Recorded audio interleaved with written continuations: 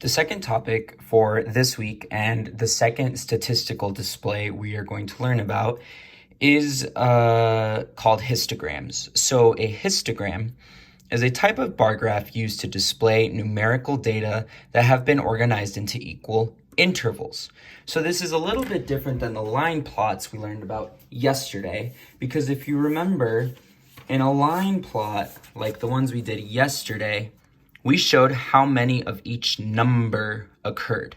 But what sets a histogram apart and what makes it different is that we don't show how many of each number occurs. We show how many within an interval occurs, okay? So these intervals let you see the frequency distribution of the data, or basically how many pieces of data are in each interval. So to reiterate, I'm no longer showing you how many of each number shows up, but instead I'm telling you how many pieces of data show up within little bits of intervals. Here I have just an example of a completed histogram, and we're just going to break it apart. Notice that there are no spaces between the intervals. There's no space between the intervals. That's okay, and that's on purpose. There's no space between the intervals. Here, our interval from 10 to 19 jumps immediately to 20 to 29, okay? Another thing to notice is that each interval has the same width. Each interval has the same width. In this case, each number spans 10 numbers. 10 to 19 is 10 numbers, right? 10, 11, 12, 13, 14, 15, 16, 17, 18, 19. And each interval has the exact same length at the bottom. 10 to 19, 20 to 29, 30 to 39, 40 to 49, 50 to 54, and 60 to 69. Sorry, here I meant to say 59. That looks like a 4. And lastly, if a value has a frequency of 0, then there's no bar at all. So if you have a missing bar, then that means there's no number of t-shirts that occurs between $50 and $59. Basically what this histogram is telling us is that in this first interval, there are 5 t-shirts that cost between $10 and $19. We do not know how much each shirt costs. Maybe one shirt costs $11, maybe another costs $18, maybe they all cost $15. We do not know the exact price of each shirt, but we just know that there are 5 t-shirts that cost between $10 and $19. The second column is telling us that there are 4 t-shirts that have a price between $20 and $29. Again, we don't know the exact price of each t-shirt. Maybe one of them costs $21, maybe another costs $26, maybe they all cost $28. We don't know. But what we do know is that 4 t-shirts have a cost between $20 and $29. That's what a histogram tells us. It just tells us the number of shirts or the number of items that fit within a range. Today you're going to learn 2 skills. The first is to construct a histogram, and then second to interpret a histogram. And we're only going to do 2 histograms, both to create and to interpret. Okay, the one process I need you to remember is that you always go from data to a table to a histogram, all right? So you're always going to start with a set of data. In this case, this is the daily number of visitors to state parks. So there was a survey of, I believe, 20 different state parks around the country, and this is the number of visitors that went to each one. So one park had 188 daily visitors on one day, another park had 165, so on and so on. When you have your set of data, the next thing you need to do is build a table where you have the intervals on the left, the tally of how many times numbers show up in those intervals, and then just the number of times. This is probably the trickiest part, so let's pay attention.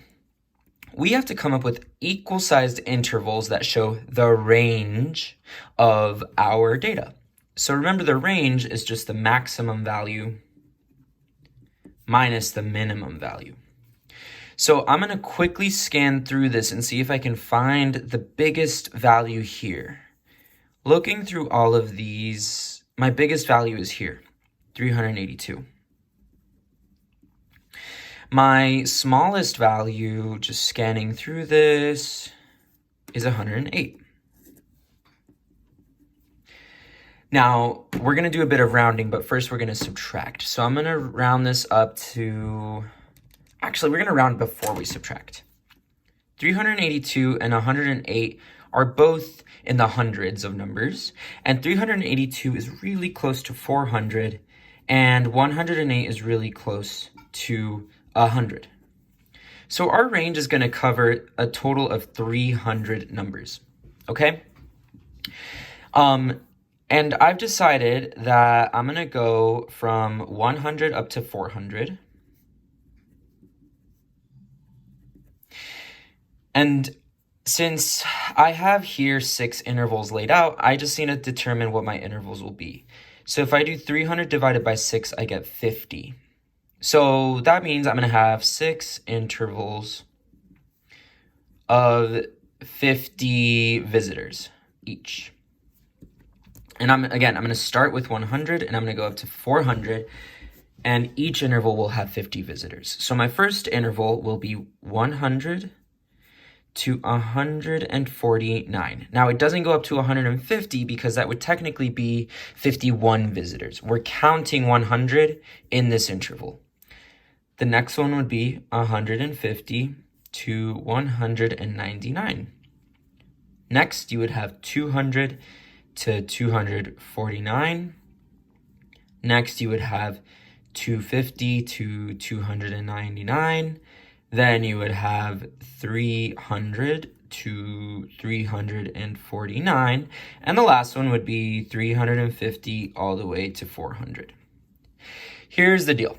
It's not always going to be so clear how to make your intervals. You have to find a reasonable range, and you have to divide it into a reasonable number of intervals. I could have divided this by 50 and then made each of these be intervals of 60 visitors, but I like the way I did it. And now what we're going to do is we're going to place each of these values into one of these buckets, one of these intervals. So I'm actually going to do this in a different color just so we can switch it up a bit. 108 falls in this very first interval. So I'm going to put a tally mark and I'm going to cross it off up here just to know that I've counted it. 209 is going to fit in this interval here. So I'm going to put a tally mark there. 171 goes in this interval here. 152 is also in this interval, so I'm going to cross that off. 236 goes here. It's in this interval between 200 and 249. 165 goes in this interval. 244 goes in this interval. 263 goes in this one. 212 goes here.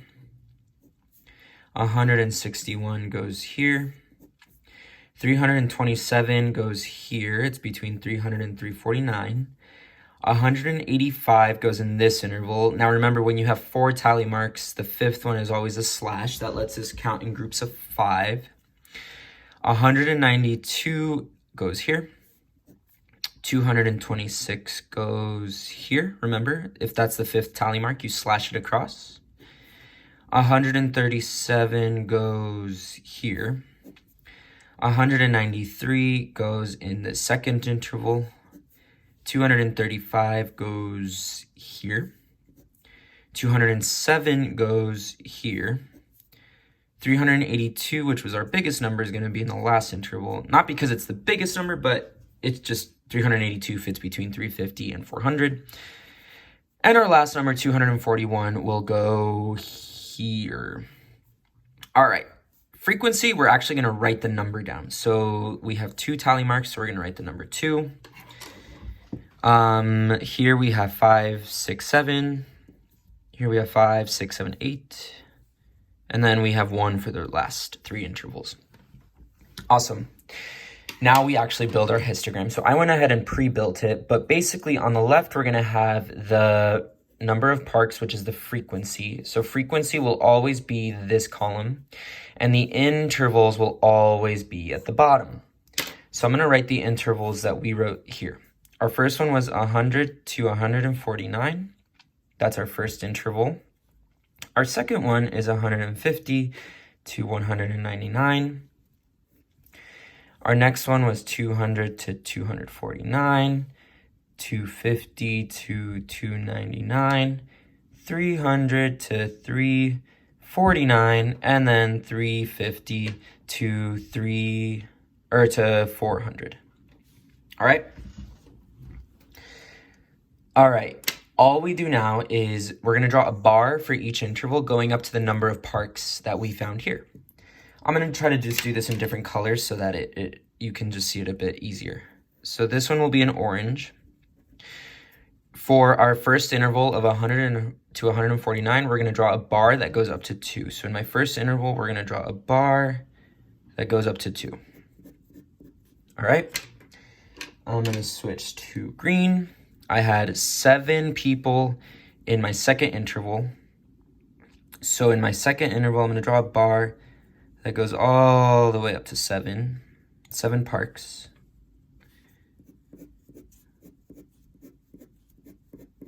Cool. The next one is going to be red. So I had 8 in this third interval. So I'm going to draw a bar that goes all the way up to the very top to number 8. Okay. I'm going to switch back to blue, and we're going to do the next interval, which has 1. So this interval only had 1 park. Go back to orange. This interval of 300 to 349 only had 1 park. And lastly, we're going to go back to green. This last interval also only had 1 park. Okay, and we're done. We've built our histogram. Again, we went from the data, we put it in an organized table, and then we drew the histogram. We're gonna do one more example of constructing. Okay. Miss Lovelock Williams monitored the number of broken crayons per box during the past semester. So each one of these represents a different box, and it shows how many broken crayons were inside of it. So one box had 5 broken crayons, another box had 9, this box had 16 broken crayons, this box here had 22, so on. I also showed you a started histogram, but what's missing is the table, and the table is what's going to help us complete the histogram. So we're going to go ahead and construct it. Remember that the left column is always going to be the intervals. In this case, that's the number of broken crayons. Number of crayons. The middle number is going to be a tally, or the middle column. And the last one is going to be the frequency as a number. So you have to sketch a table to be able to complete this problem. Now, in order to help color code everything, my table is green. That is the second step in our process. So we're completing the second step. We're taking our data and we're putting it in here. Now, what's nice, and this will show up on IXL too, is that the intervals are already given to you. So all we have to do is just populate or fill in these intervals into our left column. So our first interval is 1 to 5. Our second interval is 6 to 10. Our third one is 11 to 15. 16 to 20, and 21 to 25. So I drew this a little bit long. We don't need those bottom bits. And it actually looks like the table's already been filled in, right? So we already have this interval figured out. There's one box that has 1 to 5 broken crayons, but another way we can see it is this number 5 belongs in this interval. So, 1 tally mark goes in this interval. 9 fits into this interval, so there's only 1 tally mark. And let's actually fill in the rest of the tally marks first. So 11 would go into this interval, so I can, again, cross these off as I go. 15 also fits into this one. I can cross it off. 16 goes into this interval, so I can cross that off. 17 fits in here too. 18 also fits in here. 22 fits in here. 22 also fits in here. This 25 goes here, and this 25 goes here. And now we can actually just finish the histogram. Before we do that, remember this has one frequency, a frequency of 1. This has a frequency of 2. This has a frequency of 3. This has a frequency of 4. All right, So the first two intervals have already been graphed. We're just graphing these last two. So 11 and 15 is this interval here, and there were 2 boxes with broken crayons. So we're going to draw a line that goes up to the 2 on this axis here. The next interval, 16 to 20, 16 to 20 had 3. So we're going to go up to 3 and draw a bar. And there we go. We've completed a histogram that was already started. Okay, the last skill I need you to get is how to interpret these histograms. So we're going to go back to our park example, and we're going to answer these questions here. There's not a lot of writing we have to do. We just have to really analyze the histogram. So let's begin. It says, number 1, which interval has the most number of parks? What's nice about the bargram is that it's pretty easy to quickly identify which interval is the highest. This interval here, 200 to 249, has the highest number of parks at 8. So we're going to write the interval is 200 to 249. Awesome. Question 2 is asking, which range of visitors occurred least frequently? This is an interesting question because there are 3 ranges that each had 1 park only. Right? Basically, all of these tied. So all 3 of these are answers. 250 to 299 is one of them. It only happened at 1 park. 300 to 349 also only happened with 1 park. And this last one, 350 to 400, also only happened 1 time. So all three of these tied. Number 3, how many parks had 250 or more visitors? So we want to take into account all the parks that had 250 or more. Well, 250 begins here at this interval. So we just know that if we ignore everything to the left of that 250, we just count what's left on the right. That means we count this bar of one park, this bar, and this bar. So 1, 2, 3 parks. 3 parks had 250 or more visitors. The fourth and final question here is, how many parks had fewer than 200 visitors? We got to find the 200 down here first, and I see it here. Now, since it says fewer than 200, we don't actually want any parks that might have been or have had 200 visitors. So we're going to ignore this column. Even though it contains the 200, we don't care about the 200. We want less than 200. So now we just count the number of parks in these 2 columns added up. The first column has 2 parks. The second column has 7 parks. 2 plus 7 is 9. So 9 parks had less than 200 visitors. Okay? So that's one way to interpret a graph. These questions might vary a little bit on your practice, but that's basically what you do. You just have to pay close attention to them. We're going to wrap up with a final example. I promise we'll be done in just about 2 to 3 minutes, or if not less. We're going to go back to the crayon example, and we're going to answer these questions. Okay.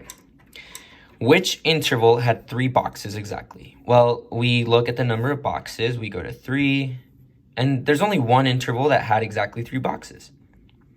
And that was the 16 to 20 interval. So that's our answer, 16 to 20. The second question is asking which interval has the greatest number of boxes. Again, what's nice about a histogram is we just find the tallest bar. The tallest bar is 4. So the interval with the greatest number of boxes was 21 to 25. How many boxes had fewer than 16 broken crayons? So since we want fewer than 16, we don't count 16. We find 16 down here, which is here, and we ignore this interval because we don't want any boxes that had 16 crayons. We only care about the boxes that had less than 16. And then we count the remaining number of boxes. In this column, there's 1 box. In this one, there's 1. In this one, there's 2. So 1 plus 1 plus 2 is 4. The last question. How many boxes had between 6 to 20 broken crayons? Okay, so we only care about boxes that are now in this mega interval of 6 to 20. So this is the interval we're looking at. We have to find 6. I'm going to use green for this. And we have to find 20. So we want to count all of the crayons in this interval, or all the boxes. This interval has 1 box. This interval has 2. This interval has 3. So we just add these up. 1 plus 2 plus 3 is 6 boxes had between 6 to 20 broken crayons. That wraps up this lesson. Thank you for watching. I hope you learned something new, and I can't wait to see you master this on IXL and in the practice Google Forms coming up later this week. Thank you.